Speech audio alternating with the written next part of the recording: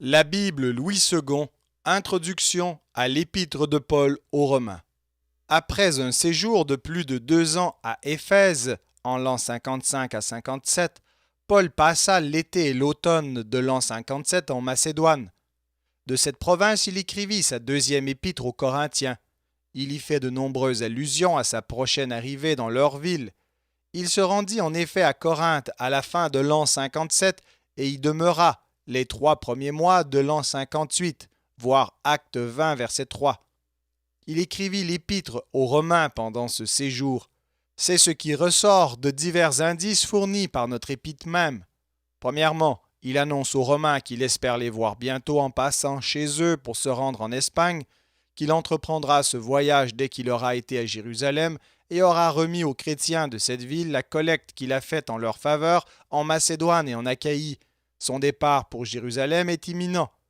Or, le livre des Actes nous apprend que c'est de Grèce, c'est-à-dire de Corinthe, après un séjour de 3 mois, que Paul partit pour Jérusalem avec une nombreuse société de délégués des églises de Macédoine et d'Asie. Deuxièmement, dans Romains 16:1, Paul recommande aux Romains une sœur qui va se rendre chez eux. C'est Phébé, diaconesse de l'église de Sancrée. Or, Sancrée était le port de Corinthe sur la mer Égée. Troisièmement, Paul salue les Romains de la part de Gaius, mon hôte, et celui de l'Église entière. Dans 1 Corinthiens 1,14, Gaius est mentionné avec Crispus. Ce sont les 2 seuls membres de l'Église de Corinthe que Paul eut baptisés lui-même. Cette circonstance avait établi un lien particulièrement étroit entre l'apôtre et Gaius et explique que Gaius fut l'hôte de Paul à Corinthe. C'est donc dans la maison de Gaius à Corinthe que l'épître aux Romains fut composée. Tertius, un frère qui ne nous est pas autrement connu, l'écrivit sous la dictée de l'apôtre. Au moment où il écrivit cette lettre, la plus étendue, et de beaucoup la plus importante par le contenu qui soit sorti de sa plume, Paul se trouvait à un tournant de sa carrière apostolique. La partie la plus considérable de cette carrière, la seule qu'il fournit en ayant la libre disposition de sa personne, touchait à son terme. Dans peu de mois commencera cette captivité qui fut dès lors sa condition habituelle, même si une libération momentanée l'interrompit 1 ou 2 ans, jusqu'au jour où elle fut couronnée par le martyre. Dans cette première phase de son activité missionnaire, qui fut toute sa carrière de missionnaire itinérant, si l'on ne fait pas entrer en ligne de compte les voyages qu'il aurait faits après avoir été libéré de sa première captivité, l'apôtre avait semé d'églises toute la moitié orientale de l'Empire. Depuis Jérusalem et les contrées voisines jusqu'en Illyrie, j'ai porté partout l'évangile du Christ, écrit-il aux Romains, chapitre 15, verset 19. Mais s'il a le sentiment d'avoir rempli une partie de sa tâche apostolique, d'être sur le seuil d'une nouvelle période de sa vie, il ne croit pas avoir achevé cette tâche. Il nourrit encore de vastes projets qu'il laisse entrevoir à ses frères de Rome. Il veut conquérir à son maître l'Espagne. Ce terme de l'Occident, cette limite occidentale du monde connu des anciens. Cependant, tout en énonçant ce plan ambitieux, il exprime des appréhensions pour l'avenir qui lui est réservé. Il supplie les chrétiens de Rome de combattre avec lui dans leurs prières afin qu'il soit délivré des incrédules qui sont en Judée. Ses craintes iront grandissant. Quelques semaines plus tard, il dira aux anciens d'Éphèse réunis à Milet : « Maintenant, lié par l'Esprit, je vais à Jérusalem, ne sachant pas ce qui m'y arrivera. Si ce n'est que de ville en ville, l'Esprit Saint m'atteste que des liens et des tribulations m'attendent. » Qu'il eût ou non, en écrivant l'épître aux Romains, le sentiment que sa carrière touchait à son terme, cet épître peut être considéré sinon comme le testament spirituel de l'apôtre des gentils, du moins comme le legs de la première partie de sa carrière, de celle où il accomplit son œuvre la plus féconde de missionnaire et de fondateur d'Église.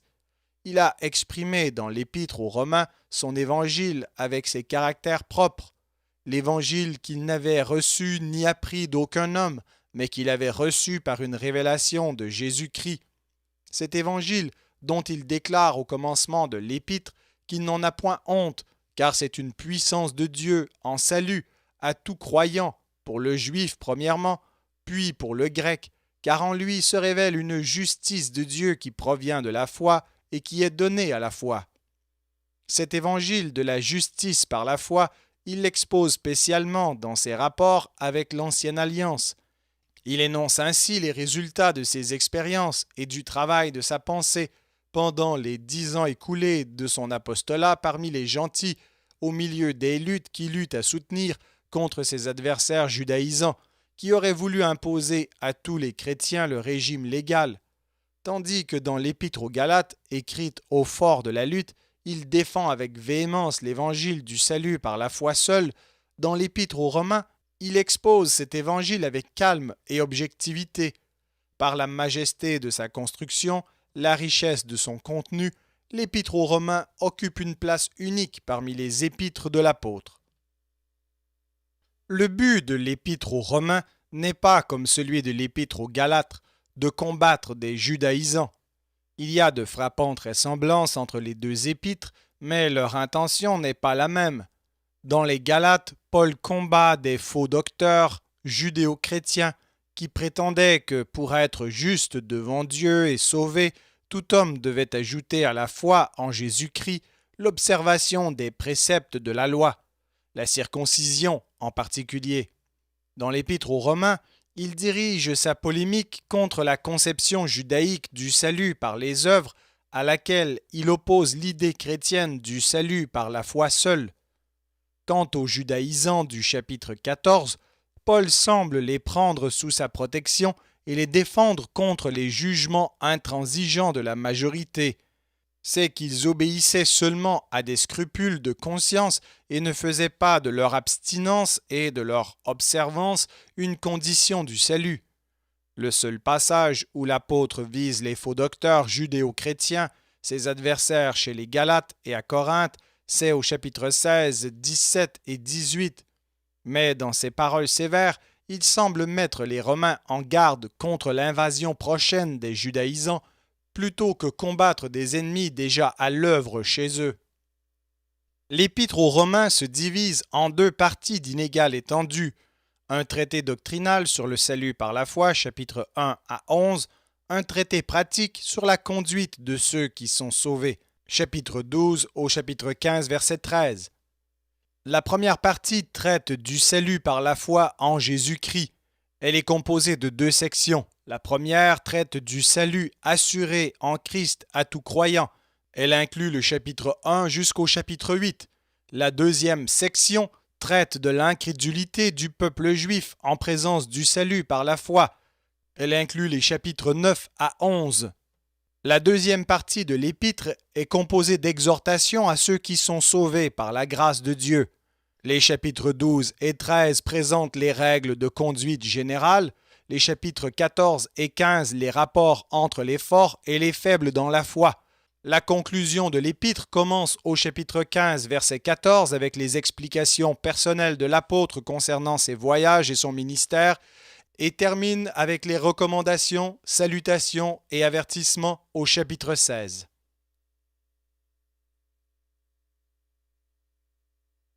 Épître de Paul aux Romains, chapitre 1.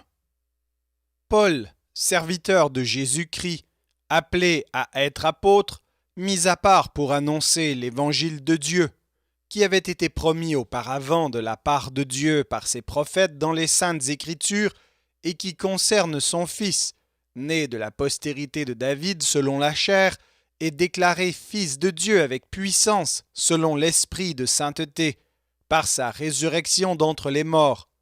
Jésus-Christ notre Seigneur, par qui nous avons reçu la grâce et l'apostolat, pour amener en son nom à l'obéissance de la foi tous les païens, parmi lesquels vous êtes aussi, vous qui avez été appelés par Jésus-Christ. À tous ceux qui, à Rome, sont bien-aimés de Dieu, appelés à être saints, que la grâce et la paix vous soient données de la part de Dieu notre Père et du Seigneur Jésus-Christ. Je rends grâce d'abord à mon Dieu par Jésus-Christ au sujet de vous tous, de ce que votre foi est renommée dans le monde entier. Dieu que je sers en mon esprit dans l'évangile de son Fils m'est témoin que je fais sans cesse mention de vous, demandant continuellement dans mes prières d'avoir enfin, par sa volonté, le bonheur d'aller vers vous. Car je désire vous voir pour vous communiquer quelques dons spirituels, afin que vous soyez affermis, ou plutôt afin que nous soyons encouragés ensemble au milieu de vous par la foi qui nous est commune, à vous et à moi. Je ne veux pas vous laisser ignorer, frères, que j'ai souvent formé le projet d'aller vous voir, afin de recueillir quelques fruits parmi vous, comme parmi les autres nations, mais j'en ai été empêché jusqu'ici. Je me dois aux Grecs et aux barbares, aux savants et aux ignorants. Ainsi j'ai un vif désir de vous annoncer aussi l'Évangile à vous qui êtes à Rome. Car je n'ai point honte de l'Évangile. C'est une puissance de Dieu pour le salut de quiconque croit, du juif premièrement, puis du grec, parce qu'en lui est révélée la justice de Dieu par la foi et pour la foi, selon qu'il est écrit, le juste vivra par la foi. La colère de Dieu se révèle du ciel contre toute impiété et toute injustice des hommes qui retiennent injustement la vérité captive. Car ce qu'on peut connaître de Dieu est manifeste pour eux, Dieu le leur ayant fait connaître. En effet, les perfections invisibles de Dieu, sa puissance éternelle et sa divinité se voient comme à l'œil depuis la création du monde quand on les considère dans ses ouvrages. Ils sont donc inexcusables, puisque, ayant connu Dieu, ils ne l'ont point glorifié comme Dieu, et ne lui ont point rendu grâce, mais ils se sont égarés dans leurs pensées, et leur cœur sans intelligence a été plongé dans les ténèbres. Se vantant d'être sages, ils sont devenus fous, et ils ont changé la gloire du Dieu incorruptible en image représentant l'homme corruptible, des oiseaux, des quadrupèdes et des reptiles. C'est pourquoi Dieu les a livrés à l'impureté, selon les convoitises de leur cœur, en sorte qu'ils déshonorent eux-mêmes leur propre corps, eux qui ont changé la vérité de Dieu en mensonge et qui ont adoré et servi la créature au lieu du Créateur qui est béni éternellement. Amen. C'est pourquoi Dieu les a livrés à des passions infâmes, car leurs femmes ont changé l'usage naturel en celui qui est contre nature, et de même les hommes, abandonnant l'usage naturel de la femme, se sont enflammés dans leurs désirs les uns pour les autres, commettant homme avec homme des choses infâmes, et recevant en eux-mêmes le salaire que méritait leur égarement. Comme ils ne se sont pas souciés de connaître Dieu, Dieu les a livrés à leur sens réprouvé, pour commettre des choses indignes, étant remplis de toute espèce d'injustice, de méchanceté, de cupidité, de malice, pleins d'envie, de meurtre, de querelles, de ruse, de malignité, rapporteurs, médisants, impies, arrogants, hautains, fanfarons, ingénieux au mal, rebelles à leurs parents, dépourvus d'intelligence, de loyauté, d'affection naturelle, de miséricorde, et bien qu'ils connaissent le jugement de Dieu, déclarant dignes de mort ceux qui commettent de telles choses, non seulement ils les font, mais ils approuvent ceux qui les font.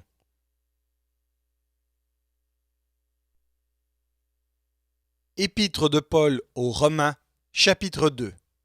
Ô homme, qui que tu sois, toi qui juges, tu es donc inexcusable, car en jugeant les autres, tu te condamnes toi-même, puisque toi qui juges, tu fais les mêmes choses. Nous savons en effet que le jugement de Dieu contre ceux qui commettent de telles choses est selon la vérité. Et penses-tu, ô homme, qui juge ceux qui commettent de telles choses et qui les fait, que tu échapperas au jugement de Dieu? Ou méprises-tu les richesses de sa bonté, de sa patience et de sa longanimité, ne reconnaissant pas que la bonté de Dieu te pousse à la repentance? Mais par ton endurcissement et par ton cœur impénitent, tu t'amasses un trésor de colère pour le jour de la colère et de la manifestation du juste jugement de Dieu, qui rendra à chacun selon ses œuvres, réservant la vie éternelle à ceux qui, par la persévérance à bien faire, cherchent l'honneur, la gloire et l'immortalité, mais l'irritation et la colère à ceux qui, par esprit de dispute, sont rebelles à la vérité et obéissent à l'injustice. Tribulation et angoisse sur toute âme d'homme qui fait le mal, sur le juif premièrement, puis sur le grec. Gloire, honneur et paix pour quiconque fait le bien, pour le juif premièrement, puis pour le grec. Car devant Dieu, il n'y a point d'acception de personne. Tous ceux qui ont péché sans la loi périront aussi sans la loi, et tous ceux qui ont péché avec la loi seront jugés par la loi. Ce ne sont pas en effet ceux qui écoutent la loi qui sont justes devant Dieu, mais ce sont ceux qui la mettent en pratique qui seront justifiés. Quand les païens qui n'ont point la loi font naturellement ce que prescrit la loi, ils sont, eux qui n'ont point la loi, une loi pour eux-mêmes. Ils montrent que l'œuvre de la loi est écrite dans leur cœur, leur conscience en rendant témoignage et leurs pensées s'accusant ou se défendant tour à tour. C'est ce qui paraîtra au jour où, selon mon évangile, Dieu jugera par Jésus-Christ les actions secrètes des hommes.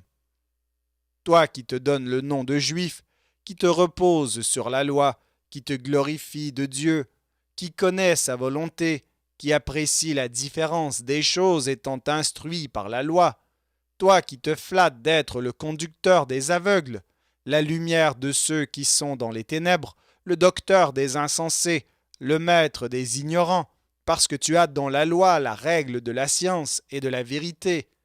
Toi donc qui enseignes les autres, tu ne t'enseignes pas toi-même. Toi qui prêches de ne pas dérober, tu dérobes. Toi qui dis de ne pas commettre d'adultère, tu commets l'adultère. Toi qui as en abomination les idoles, tu commets des sacrilèges. Toi qui te fais une gloire de la loi, tu déshonores Dieu par les transgressions de la loi. Car le nom de Dieu est à cause de vous blasphémé parmi les païens, comme cela est écrit. La circoncision est utile si tu mets en pratique la loi, mais si tu transgresses la loi, ta circoncision devient incirconcision. Si donc l'incirconcis observe les ordonnances de la loi, son incirconcision ne sera-t-elle pas tenue pour circoncision? L'incirconcis de nature qui accomplit la loi ne te condamnera-t-il pas, toi qui la transgresses, tout en ayant la lettre de la loi et la circoncision? Le juif, ce n'est pas celui qui en a les dehors, et la circoncision, ce n'est pas celle qui est visible dans la chair, mais le juif, c'est celui qui l'est intérieurement, et la circoncision, c'est celle du cœur, selon l'esprit, et non selon la lettre. La louange de ce juif ne vient pas des hommes, mais de Dieu.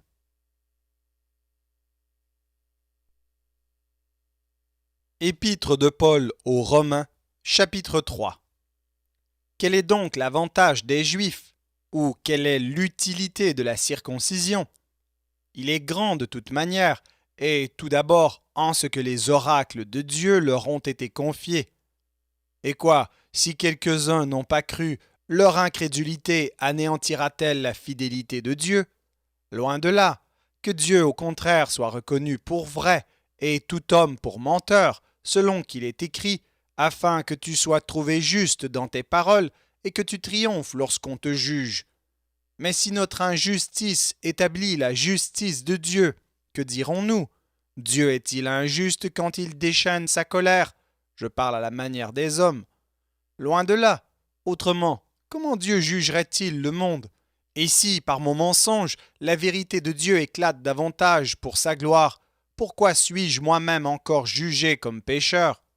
Et pourquoi ne ferions-nous pas le mal afin qu'il en arrive du bien, comme quelques-uns qui nous calomnient prétendent que nous le disons?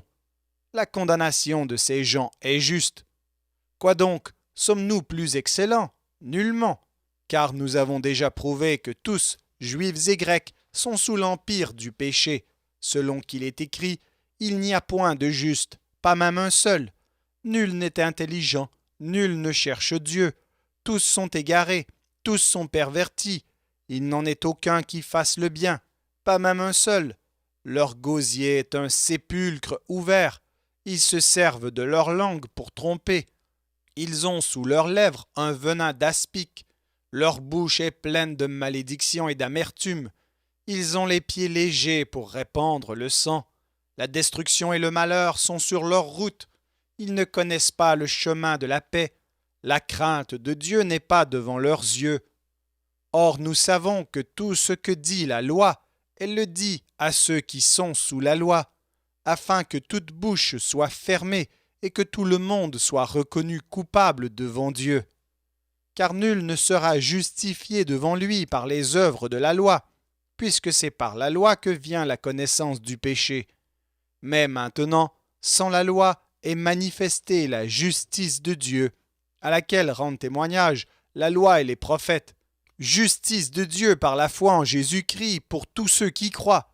Il n'y a point de distinction, car tous ont péché et sont privés de la gloire de Dieu, et ils sont gratuitement justifiés par sa grâce, par le moyen de la rédemption qui est en Jésus-Christ. C'est lui que Dieu a destiné par son sang à être pour ceux qui croiraient victime propitiatoire, afin de montrer sa justice parce qu'il avait laissé impunis les péchés commis auparavant, au temps de sa patience, afin, dis-je, de montrer sa justice dans le temps présent, de manière à être juste, tout en justifiant celui qui a la foi en Jésus. Où donc est le sujet de se glorifier? Il est exclu. Par quelle loi? Par la loi des œuvres? Non, mais par la loi de la foi. Car nous pensons que l'homme est justifié par la foi sans les œuvres de la loi. Ou bien Dieu est-il seulement le Dieu des Juifs? Ne l'est-il pas aussi des païens? Oui, il l'est aussi des païens, puisqu'il y a un seul Dieu qui justifiera par la foi les circoncis et par la foi les incirconcis. Anéantissons-nous donc la loi par la foi? Loin de là, au contraire, nous confirmons la loi.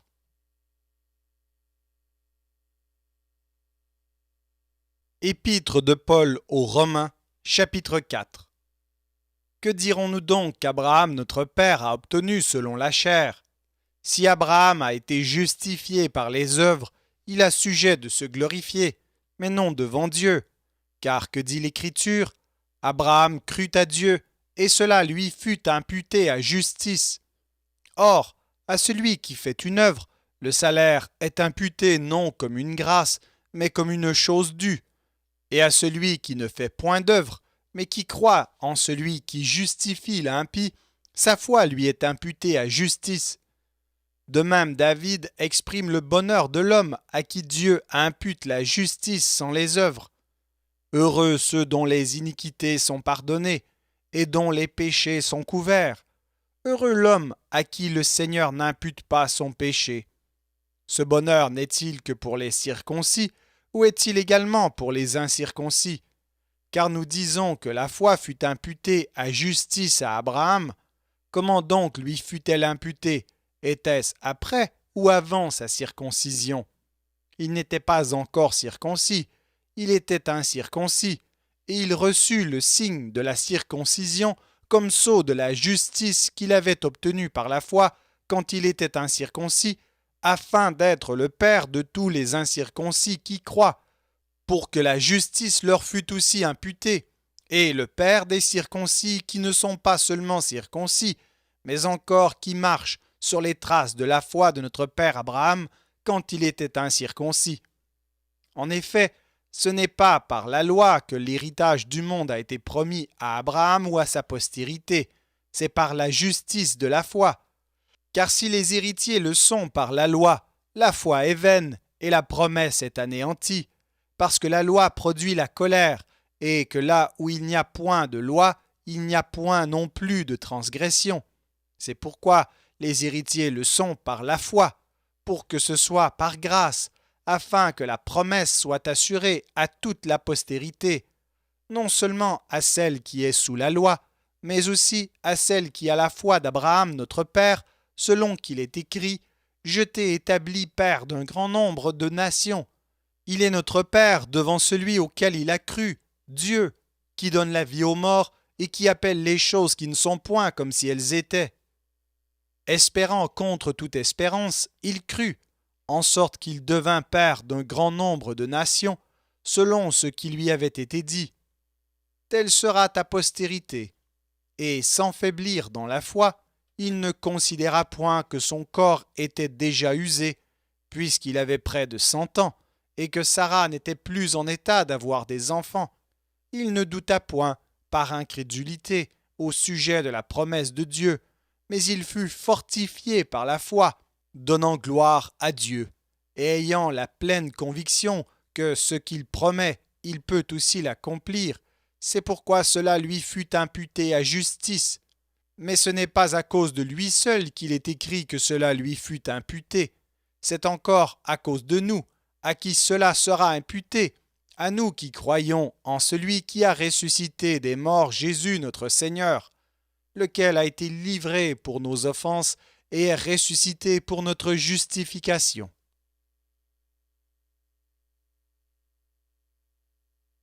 Épître de Paul aux Romains, chapitre 5. Étant donc justifiés par la foi, nous avons la paix avec Dieu par notre Seigneur Jésus-Christ, à qui nous devons d'avoir eu par la foi accès à cette grâce dans laquelle nous demeurons fermes, et nous nous glorifions dans l'espérance de la gloire de Dieu. Bien plus, nous nous glorifions même des afflictions, sachant que l'affliction produit la persévérance la victoire dans l'épreuve, et cette victoire l'espérance. Or, l'espérance ne trompe point, parce que l'amour de Dieu est répandu dans nos cœurs par le Saint-Esprit qui nous a été donné. Car lorsque nous étions encore sans force, Christ, au temps marqué, est mort pour des impies. À peine mourrait-on pour un juste, quelqu'un peut-être mourrait-il pour un homme de bien. Mais Dieu prouve son amour envers nous, en ce que lorsque nous étions encore des pécheurs, Christ est mort pour nous. À plus forte raison donc, maintenant que nous sommes justifiés par son sang, serons-nous sauvés par lui de la colère. Car si, lorsque nous étions ennemis, nous avons été réconciliés avec Dieu par la mort de son Fils, à plus forte raison, étant réconciliés, serons-nous sauvés par sa vie. Et non seulement cela, mais encore nous nous glorifions en Dieu par notre Seigneur Jésus-Christ, par qui maintenant nous avons obtenu la réconciliation. C'est pourquoi, comme par un seul homme le péché est entré dans le monde, et par le péché la mort, et qu'ainsi la mort s'est étendue sur tous les hommes parce que tous ont péché. Car jusqu'à la loi, le péché était dans le monde. Or, le péché n'est pas imputé quand il n'y a point de loi. Cependant, la mort a régné depuis Adam jusqu'à Moïse, même sur ceux qui n'avaient pas péché par une transgression semblable à celle d'Adam, lequel est la figure de celui qui devait venir. Mais il n'en est pas du don gratuit comme de l'offense, car si par l'offense d'un seul, il en est beaucoup qui sont morts, à plus forte raison, la grâce de Dieu et le don de la grâce venant d'un seul homme, Jésus-Christ, ont-ils été abondamment répandus sur beaucoup. Et il n'en est pas du don comme de ce qui est arrivé par un seul qui a péché. Car c'est après une seule offense que le jugement est devenu condamnation, tandis que le don gratuit devient justification après plusieurs offenses. Si par l'offense d'un seul la mort a régné par lui seul, à plus forte raison, ceux qui reçoivent l'abondance de la grâce et du don de la justice régneront-ils dans la vie par Jésus-Christ lui seul. Ainsi donc, comme par une seule offense la condamnation a atteint tous les hommes, de même, par un seul acte de justice, la justification qui donne la vie s'étend à tous les hommes. Car, comme par la désobéissance d'un seul homme, beaucoup ont été rendus pécheurs, de même, par l'obéissance d'un seul, beaucoup seront rendus justes. Or, la loi est intervenue pour que l'offense abondât, mais là où le péché a abondé, la grâce a surabondé, afin que, comme le péché a régné par la mort, ainsi la grâce régna par la justice pour la vie éternelle par Jésus-Christ notre Seigneur.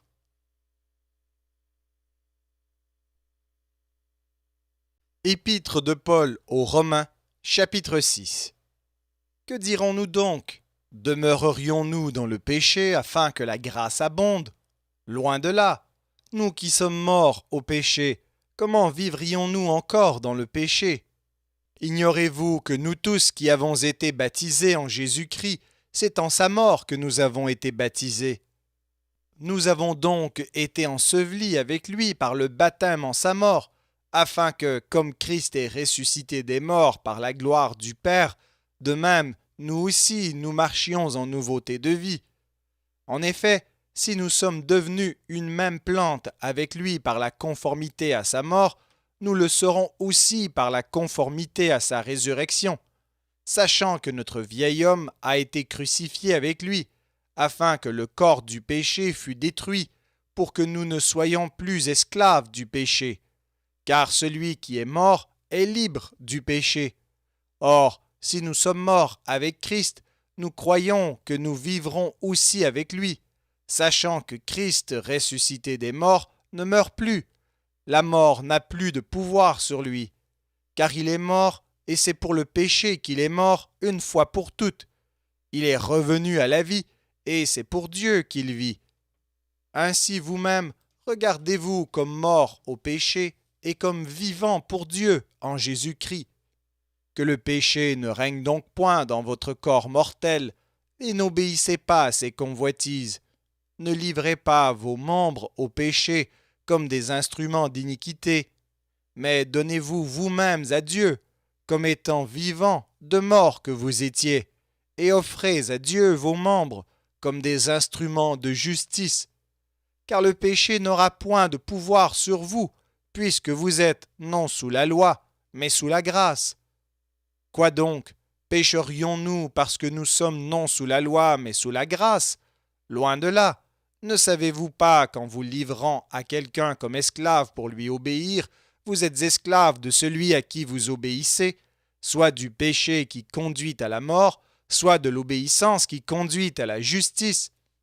Mais grâce soit rendue à Dieu de ce que, après avoir été esclave du péché, vous avez obéi de cœur à la règle de doctrine dans laquelle vous avez été instruits. Ayant été affranchis du péché, vous êtes devenus esclaves de la justice. Je parle à la manière des hommes, à cause de la faiblesse de votre chair.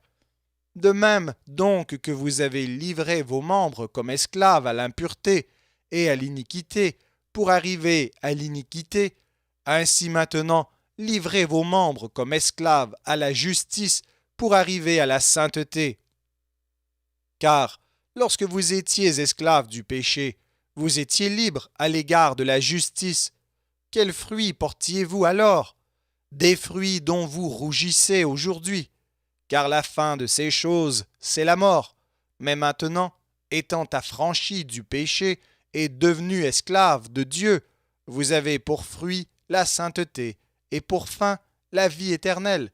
Car le salaire du péché, c'est la mort, mais le don gratuit de Dieu, c'est la vie éternelle en Jésus-Christ, notre Seigneur.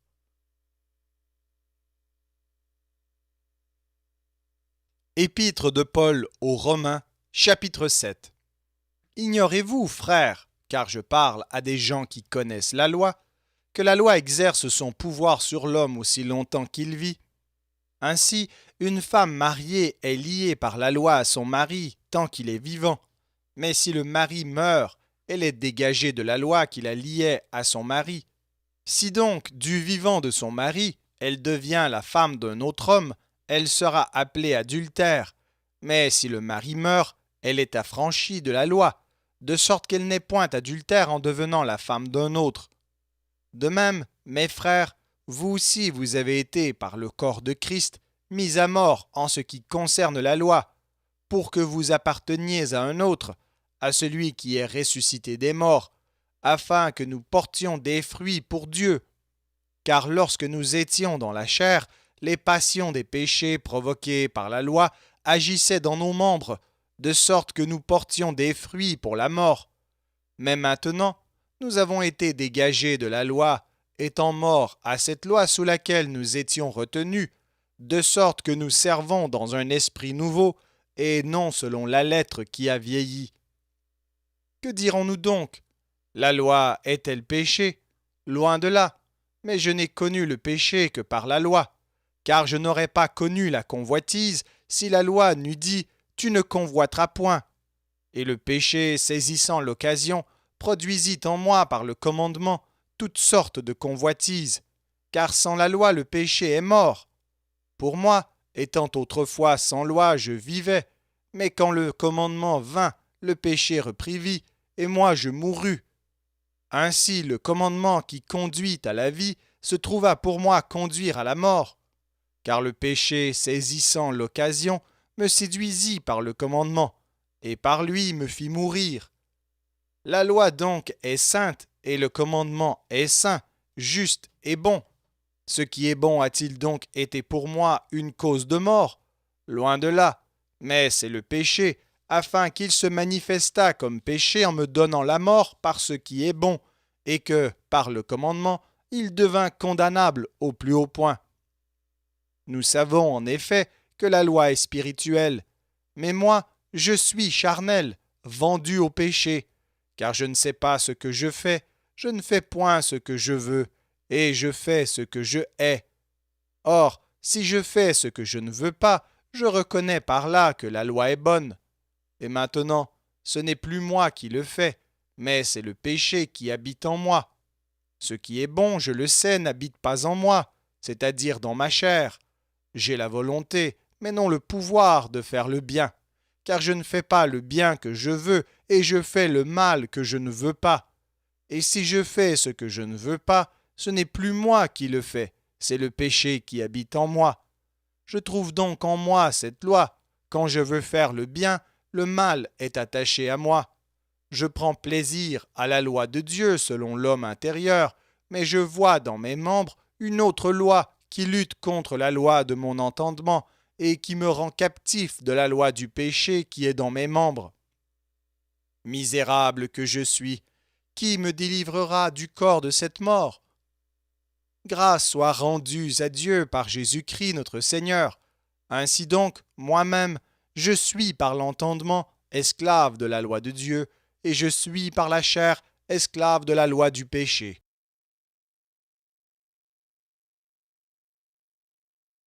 Épître de Paul aux Romains, chapitre 8. Il n'y a donc maintenant aucune condamnation pour ceux qui sont en Jésus-Christ. En effet, la loi de l'esprit de vie en Jésus-Christ m'a affranchi de la loi du péché et de la mort. Car chose impossible à la loi, parce que la chair la rendait sans force, Dieu a condamné le péché dans la chair en envoyant, à cause du péché, son propre Fils dans une chair semblable à celle du péché, et cela afin que la justice de la loi fût accomplie en nous, qui marchons non selon la chair, mais selon l'esprit. Ceux, en effet, qui vivent selon la chair, s'affectionnent aux choses de la chair, tandis que ceux qui vivent selon l'esprit s'affectionnent aux choses de l'esprit. Et l'affection de la chair, c'est la mort, tandis que l'affection de l'esprit, c'est la vie et la paix. Car l'affection de la chair est inimitié contre Dieu, parce qu'elle ne se soumet pas à la loi de Dieu, et qu'elle ne le peut même pas. Or ceux qui vivent selon la chair ne sauraient plaire à Dieu. Pour vous, vous ne vivez pas selon la chair, mais selon l'esprit, si du moins l'esprit de Dieu habite en vous. Si quelqu'un n'a pas l'esprit de Christ, il ne lui appartient pas. Et si Christ est en vous, le corps, il est vrai, est mort à cause du péché, mais l'esprit est vie à cause de la justice. Et si l'esprit de celui qui a ressuscité Jésus d'entre les morts habite en vous, celui qui a ressuscité Christ d'entre les morts rendra aussi la vie à vos corps mortels par son esprit qui habite en vous. Ainsi donc, frères, nous ne sommes point redevables à la chair pour vivre selon la chair. Si vous vivez selon la chair, vous mourrez. Mais si par l'esprit vous faites mourir les actions du corps, vous vivrez. Car tous ceux qui sont conduits par l'esprit de Dieu sont fils de Dieu.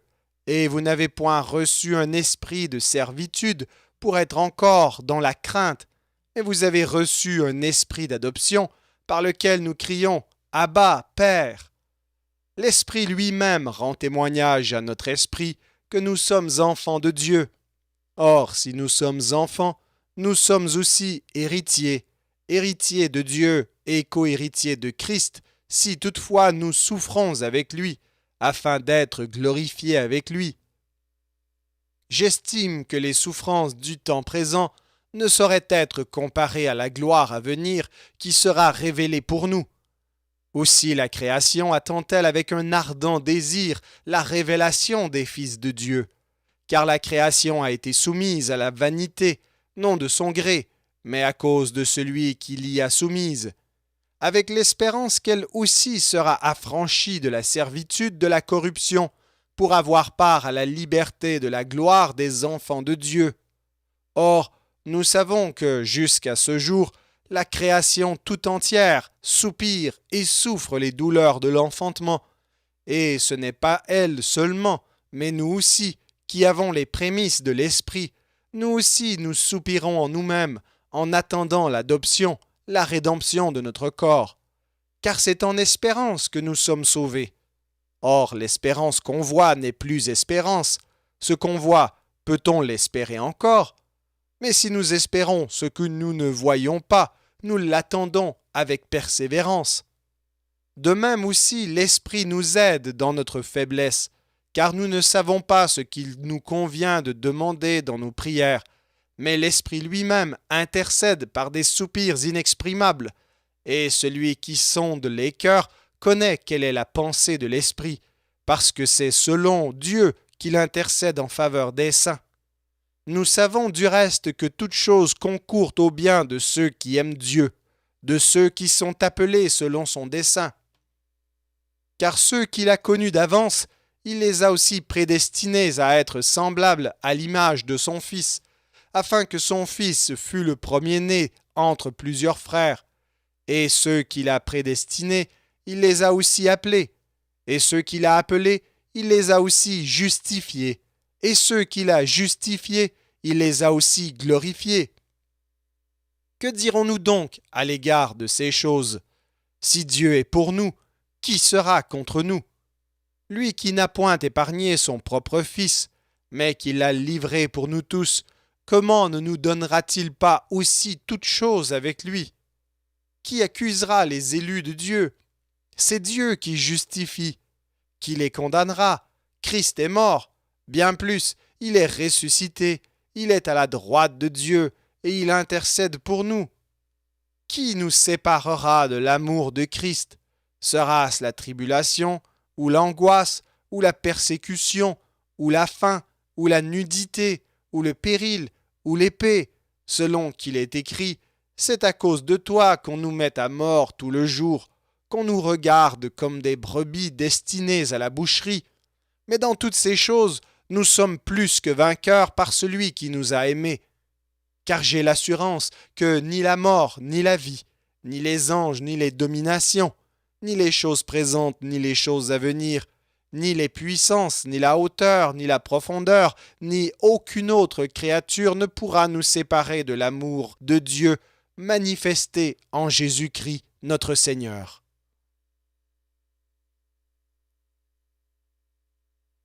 Épître de Paul aux Romains, chapitre 9. Je dis la vérité en Christ, je ne mens point. Ma conscience m'en rend témoignage par le Saint-Esprit. J'éprouve une grande tristesse et j'ai dans le cœur un chagrin continuel, car je voudrais moi-même être anathème et séparé de Christ pour mes frères, mes parents selon la chair, qui sont israélites, à qui appartiennent l'adoption et la gloire et les alliances et la loi et le culte et les promesses et les patriarches, et de qui est issu, selon la chair, le Christ, qui est au-dessus de toutes choses, Dieu béni éternellement. Amen.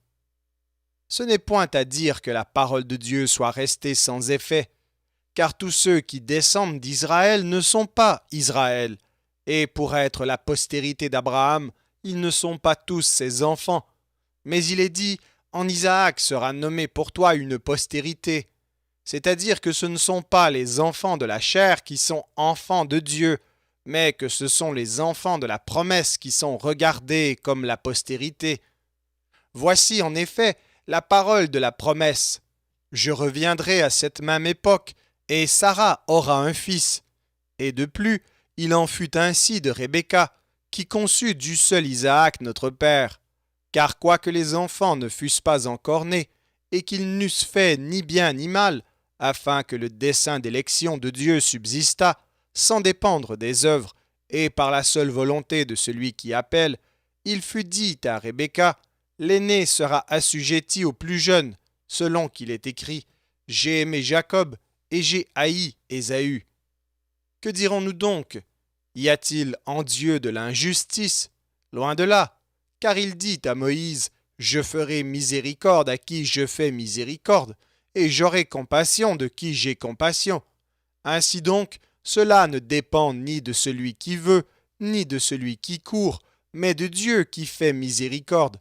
Car l'Écriture dit à Pharaon, je t'ai suscité à dessein pour montrer en toi ma puissance, et afin que mon nom soit publié par toute la terre. Ainsi il fait miséricorde à qui il veut, et il endurcit qui il veut. Tu me diras, pourquoi blâme-t-il encore? Car qui est-ce qui résiste à sa volonté? Ô homme, toi plutôt, qui es-tu pour contester avec Dieu? Le vase d'argile dira-t-il à celui qui l'a formé, pourquoi m'as-tu fait ainsi? Le potier n'est-il pas maître de l'argile pour faire avec la même masse un vase d'honneur et un vase d'un usage vil?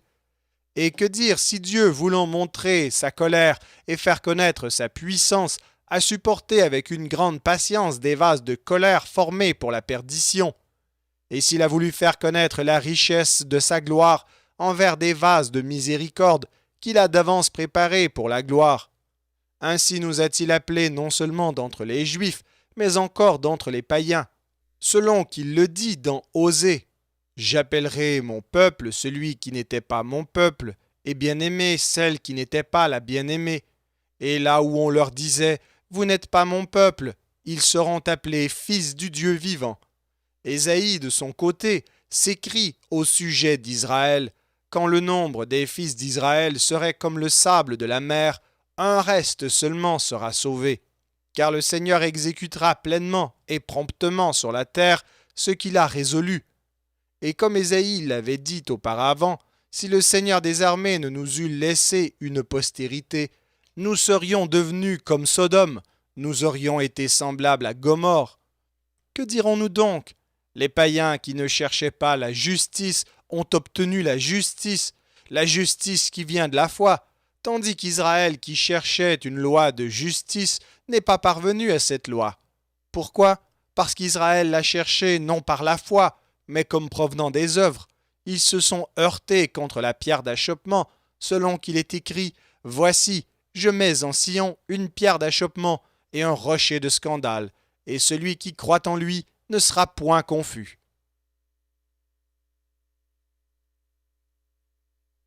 Épître de Paul aux Romains, chapitre 10.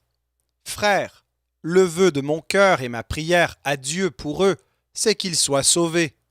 Je leur rends le témoignage qu'ils ont du zèle pour Dieu, mais sans intelligence, ne connaissant pas la justice de Dieu et cherchant à établir leur propre justice, ils ne se sont pas soumis à la justice de Dieu.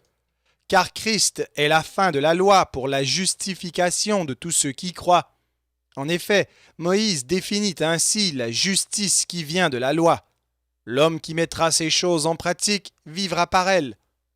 Mais voici comment parle la justice qui vient de la foi. Ne dis pas en ton cœur qui montera au ciel, c'est en faire descendre Christ, ou qui descendra dans l'abîme, c'est faire remonter Christ d'entre les morts. Que dit-elle donc? La parole est près de toi, dans ta bouche et dans ton cœur. Or c'est la parole de la foi que nous prêchons. Si tu confesses de ta bouche le Seigneur Jésus, et si tu crois dans ton cœur que Dieu l'a ressuscité des morts, tu seras sauvé. Car c'est en croyant du cœur qu'on parvient à la justice, et c'est en confessant de la bouche qu'on parvient au salut. Selon ce que dit l'Écriture, quiconque croit en lui ne sera point confus. Il n'y a aucune différence en effet entre le juif et le grec, puisqu'ils ont tous un même Seigneur qui est riche pour tous ceux qui l'invoquent. Car quiconque invoquera le nom du Seigneur sera sauvé. Comment donc invoqueront-ils celui en qui ils n'ont pas cru? Et comment croiront-ils en celui dont ils n'ont pas entendu parler? Et comment en entendront-ils parler s'il n'y a personne qui prêche? Et comment y aura-t-il des prédicateurs s'ils ne sont pas envoyés, selon qu'il est écrit, qu'ils sont beaux les pieds de ceux qui annoncent la paix, de ceux qui annoncent de bonnes nouvelles. Mais tous n'ont pas obéi à la bonne nouvelle. Aussi Ésaïe dit-il, Seigneur, qui a cru à notre prédication? Ainsi la foi vient de ce qu'on entend, et ce qu'on entend vient de la parole de Christ. Mais je dis, n'ont-ils pas entendu? Au contraire, leur voix est allée par toute la terre, et leur parole jusqu'aux extrémités du monde. Mais je dis, Israël ne l'a-t-il pas su? Moïse le premier dit, j'exciterai votre jalousie par ce qui n'est point une nation. Je provoquerai votre colère par une nation sans intelligence. Et Ésaïe pousse la hardiesse jusqu'à dire, j'ai été trouvé par ceux qui ne me cherchaient pas. Je me suis manifesté à ceux qui ne me demandaient pas. Mais au sujet d'Israël, il dit, j'ai tendu mes mains tout le jour vers un peuple rebelle et contredisant.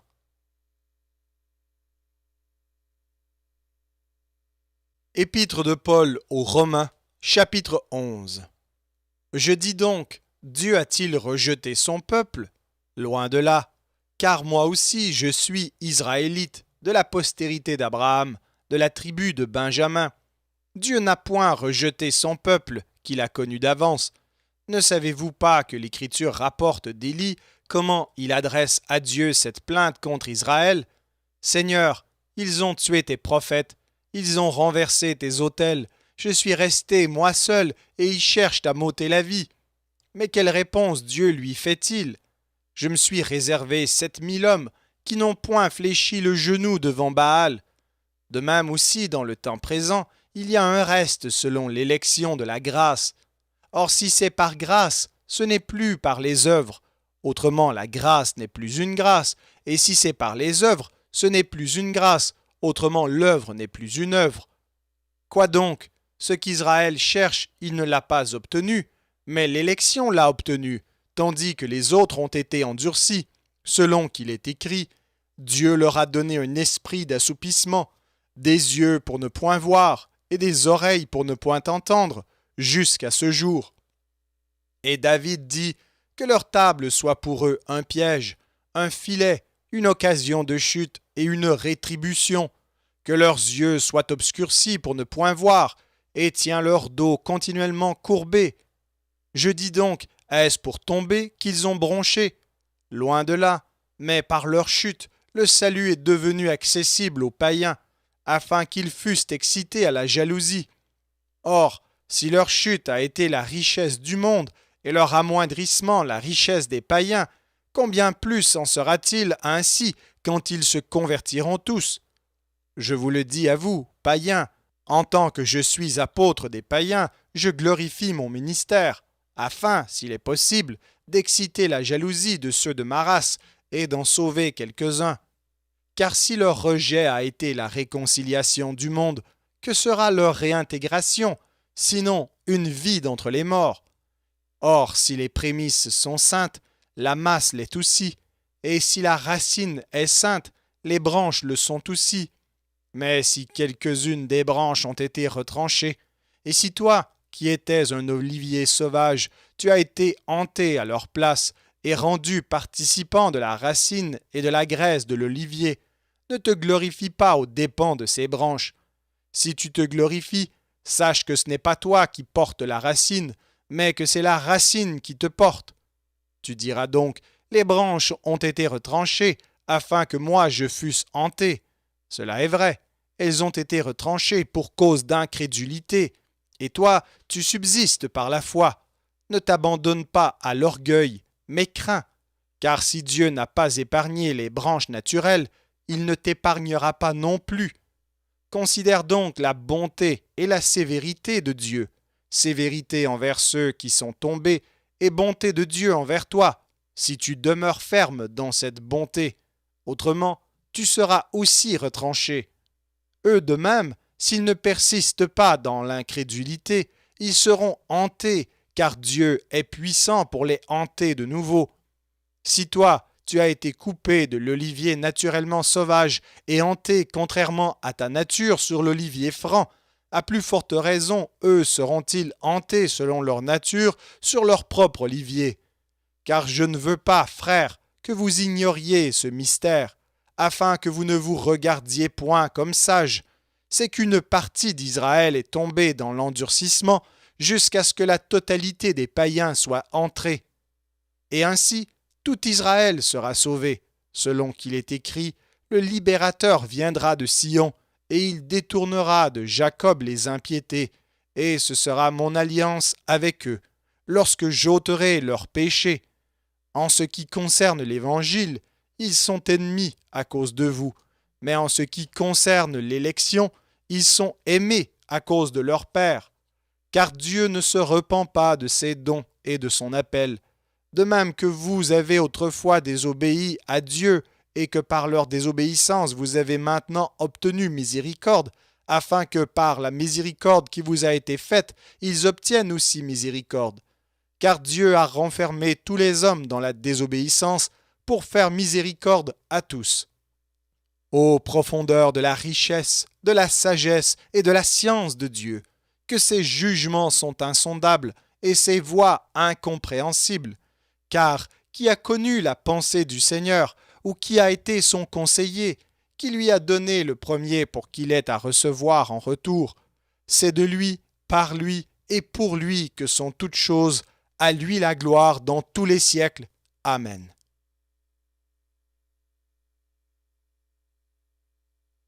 Épître de Paul aux Romains, chapitre 12. Je vous exhorte donc, frères, par les compassions de Dieu, à offrir vos corps comme un sacrifice vivant, saint, agréable à Dieu, ce qui sera de votre part un culte raisonnable. Ne vous conformez pas au siècle présent, mais soyez transformés par le renouvellement de l'intelligence, afin que vous discerniez quelle est la volonté de Dieu, ce qui est bon, agréable et parfait. Par la grâce qui m'a été donnée, je dis à chacun de vous de n'avoir pas de lui-même une trop haute opinion, mais de revêtir des sentiments modestes, selon la mesure de foi que Dieu a départie à chacun. Car comme nous avons plusieurs membres dans un seul corps, et que tous les membres n'ont pas la même fonction, ainsi, nous qui sommes plusieurs, nous formons un seul corps en Christ, et nous sommes tous membres les uns des autres. Puisque nous avons des dons différents, selon la grâce qui nous a été accordée, que celui qui a le don de prophétie l'exerce selon l'analogie de la foi, que celui qui est appelé au ministère s'attache à son ministère, que celui qui enseigne s'attache à son enseignement, et celui qui exhorte à l'exhortation, que celui qui donne le fasse avec libéralité, que celui qui préside le fasse avec zèle, que celui qui pratique la miséricorde le fasse avec joie, que la charité soit sans hypocrisie. Ayez le mal en horreur, attachez-vous fortement au bien. Par amour fraternel, soyez pleins d'affection les uns pour les autres. Par honneur, usez de prévenance réciproque. Ayez du zèle et non de la paresse. Soyez fervents d'esprit. Servez le Seigneur. Réjouissez-vous en espérance. Soyez patients dans l'affliction. Persévérez dans la prière. Pourvoyez aux besoins des saints. Exercez l'hospitalité. Bénissez ceux qui vous persécutent. Bénissez et ne maudissez pas. Réjouissez-vous avec ceux qui se réjouissent. Pleurez avec ceux qui pleurent. Ayez les mêmes sentiments les uns envers les autres. N'aspirez pas à ce qui est élevé, mais laissez-vous attirer par ce qui est humble. Ne soyez point sages à vos propres yeux. Ne rendez à personne le mal pour le mal. Recherchez ce qui est bien devant tous les hommes. S'il est possible, autant que cela dépend de vous, soyez en paix avec tous les hommes. Ne vous vengez point vous-même, bien-aimés, mais laissez agir la colère. Car il est écrit « À moi la vengeance, à moi la rétribution, dit le Seigneur. » Mais si ton ennemi a faim, donne-lui à manger. S'il a soif, donne-lui à boire. Car en agissant ainsi, ce sont des charbons ardents que tu amasseras sur sa tête. Ne te laisse pas vaincre par le mal, mais surmonte le mal par le bien.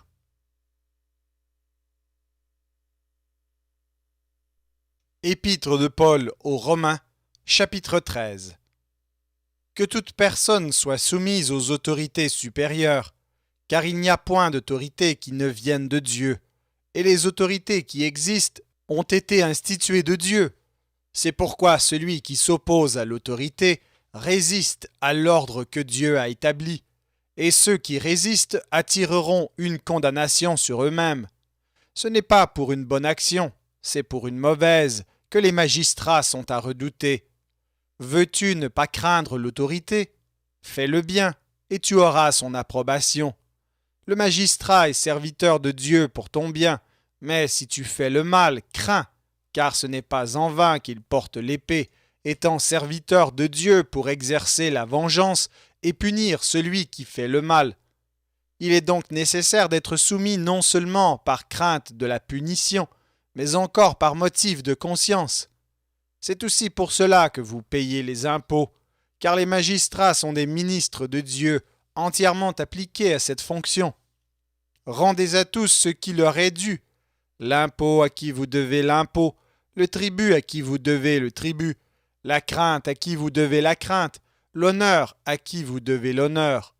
Ne devez rien à personne, si ce n'est de vous aimer les uns les autres, car celui qui aime les autres a accompli la loi. En effet, les commandements, tu ne commettras point d'adultère, tu ne tueras point, tu ne déroberas point, tu ne convoiteras point, et ce qu'il peut encore y avoir, se résume dans cette parole. Tu aimeras ton prochain comme toi-même. L'amour ne fait point de mal au prochain. L'amour est donc l'accomplissement de la loi. Cela importe d'autant plus que vous savez en quel temps nous sommes. C'est l'heure de vous réveiller enfin du sommeil, car maintenant le salut est plus près de nous que lorsque nous avons cru. La nuit est avancée, le jour approche. Dépouillons-nous donc des œuvres des ténèbres et revêtons les armes de la lumière. Marchons honnêtement comme en plein jour, loin des excès et de l'ivrognerie, de la luxure et de l'impudicité, des querelles et des jalousies.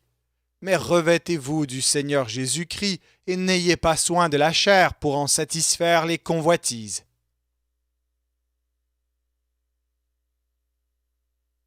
Épître de Paul aux Romains, chapitre 14. Faites accueil à celui qui est faible dans la foi, et ne discutez pas sur les opinions.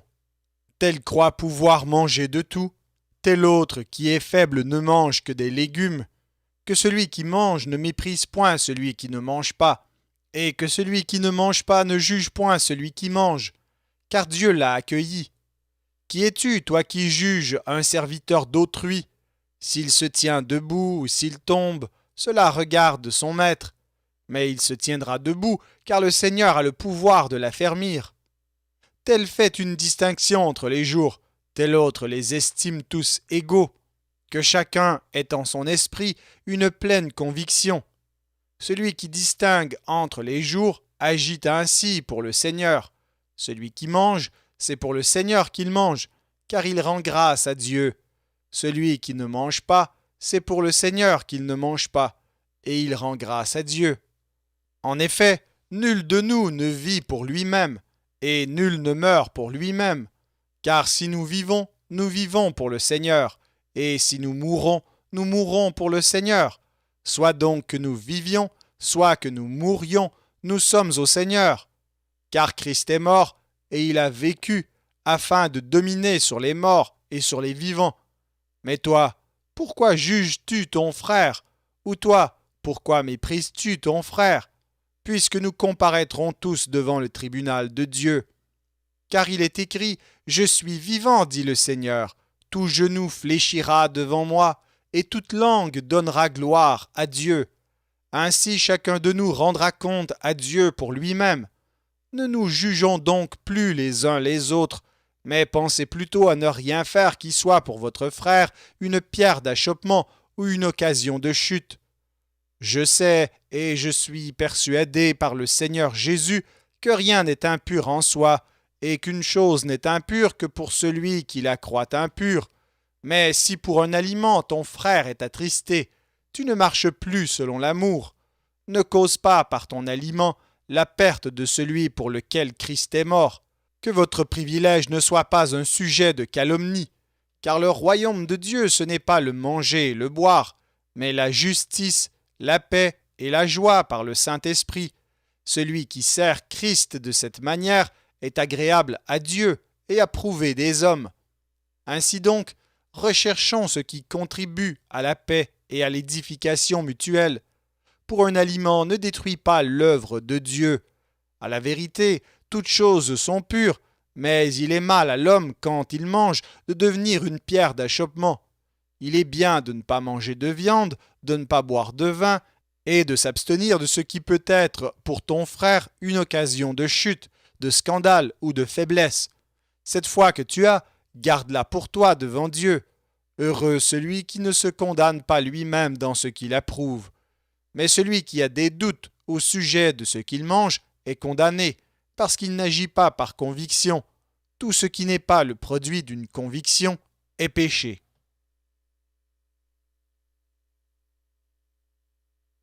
Épître de Paul aux Romains, chapitre 15. Nous qui sommes forts, nous devons supporter les faiblesses de ceux qui ne le sont pas, et ne pas nous complaire en nous-mêmes. Que chacun de nous complaise au prochain pour ce qui est bien en vue de l'édification. Car Christ ne s'est point complu en lui-même, mais selon qu'il est écrit, les outrages de ceux qui t'insultent sont tombés sur moi. Or tout ce qui a été écrit d'avance l'a été pour notre instruction, afin que par la patience et par la consolation que donnent les Écritures, nous possédions l'espérance.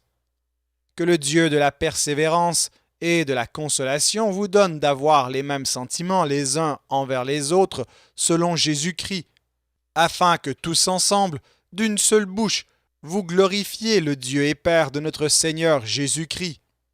Accueillez-vous donc les uns les autres comme Christ vous a accueillis pour la gloire de Dieu.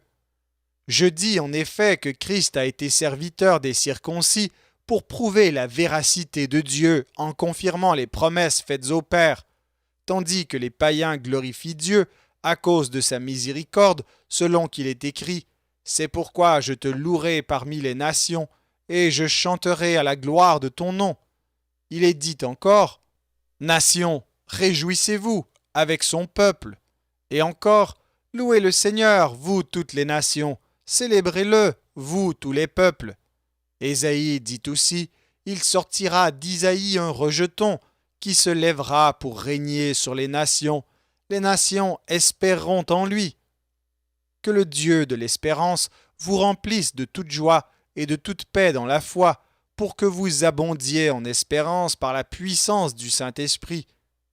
Pour ce qui vous concerne, mes frères, je suis moi-même persuadé que vous êtes pleins de bonnes dispositions, remplis de toute connaissance et capables de vous exhorter les uns les autres. Cependant, à certains égards, je vous ai écrit avec une sorte de hardiesse, comme pour réveiller vos souvenirs à cause de la grâce que Dieu m'a faite d'être ministre de Jésus-Christ parmi les païens, m'acquittant du divin service de l'Évangile de Dieu, afin que les païens lui soient une offrande agréable, étant sanctifiés par l'Esprit Saint. J'ai donc sujet de me glorifier en Jésus-Christ pour ce qui regarde les choses de Dieu, car je n'oserais mentionner aucune chose que Christ n'ait pas faite par moi pour amener les païens à l'obéissance, par la parole et par les actes, par la puissance des miracles et des prodiges, par la puissance de l'Esprit de Dieu, en sorte que depuis Jérusalem et les pays voisins jusqu'en Illyrie, j'ai abondamment répandu l'évangile de Christ.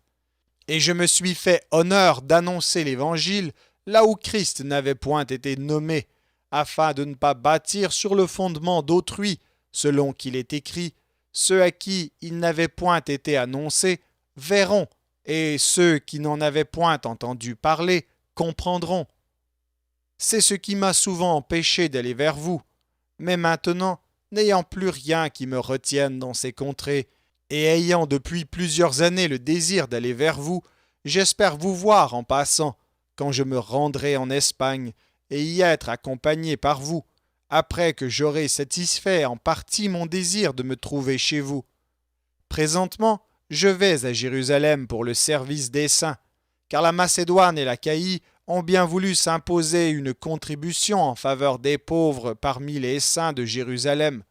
Elles l'ont bien voulu et elles le leur devaient, car si les païens ont eu part à leurs avantages spirituels, ils doivent aussi les assister dans les choses temporelles. Dès que j'aurai terminé cette affaire et que je leur aurai remis ces dons, je partirai pour l'Espagne et passerai chez vous. Je sais qu'en allant vers vous, c'est avec une pleine bénédiction de Christ que j'irai. Je vous exhorte, frères, par notre Seigneur Jésus-Christ et par l'amour de l'Esprit, à combattre avec moi en adressant à Dieu des prières en ma faveur, afin que je sois délivré des incrédules de la Judée, et que les dons que je porte à Jérusalem soient agréés des saints, en sorte que j'arrive chez vous avec joie, si c'est la volonté de Dieu, et que je jouisse au milieu de vous de quelque repos. Que le Dieu de paix soit avec vous tous. Amen.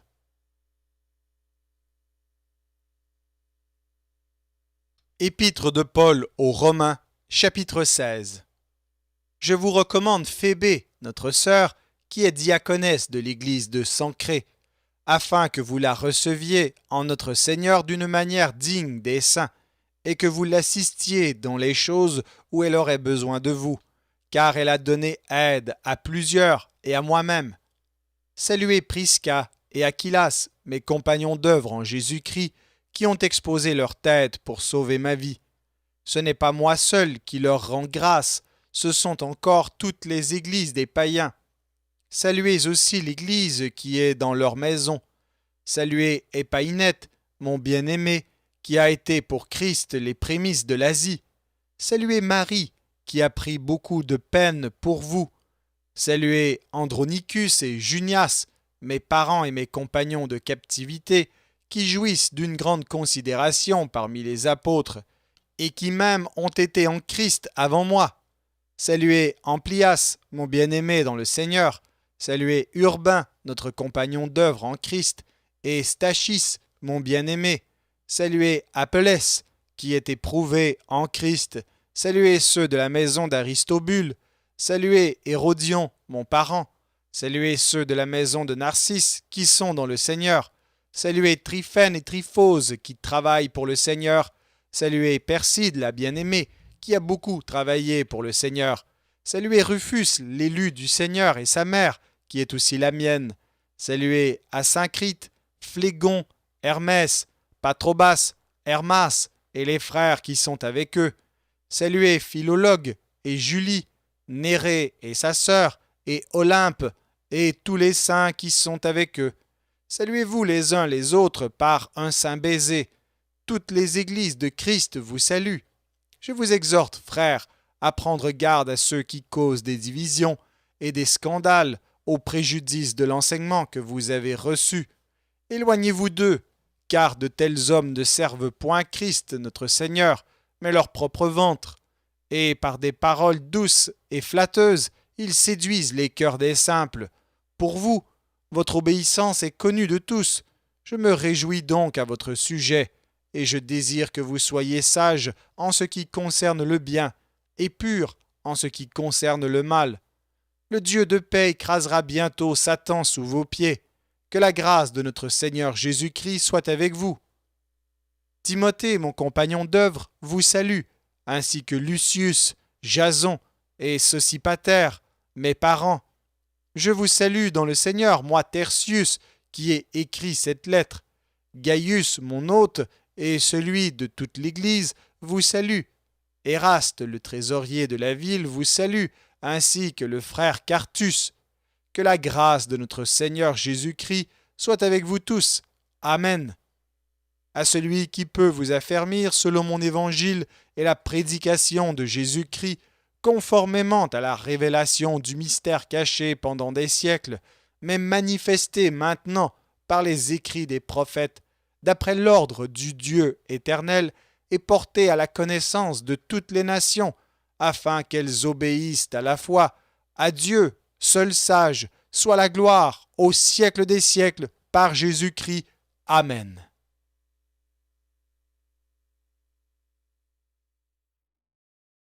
Merci d'avoir écouté cet enregistrement de la Bible. N'hésitez pas à le partager.